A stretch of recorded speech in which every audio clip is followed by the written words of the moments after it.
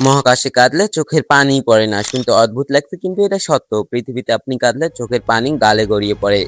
কারণ মাধ্যাকর্ষণ। কিন্তু মহাকাশে মাধ্যাকর্ষণ নেই, তাই পানি পড়ে না। তাহলে কি হয়? চোখের পানি চোখেই জমতে থাকে।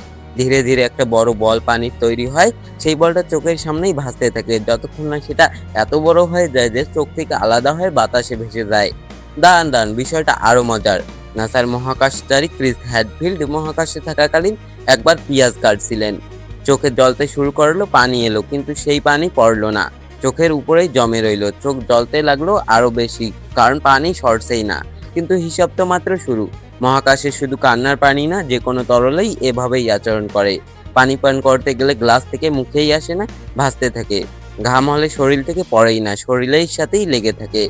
মহাকাশচারীরা তাই বিশেষ স্ট্র দিয়ে পানি পান করেন, খাবার প্যাকেটে বন্দি রাখেন, আর ঘাম মুছতে বিশেষ তোয়ালা ব্যবহার করেন। আর সবচেয়ে অদ্ভুত বিষয় হলো, মহাকাশে আগুন জ্বলেও সেটাও গোলাকার হয়ে। কারণে একই কারণ, মাধ্যাকর্ষণ নেই। তাহলে মাধ্যাকর্ষণ না থাকলে পৃথিবীর কোনো নিয়মেই কাজ করে না, এমনকি কান্নার নিয়মও না।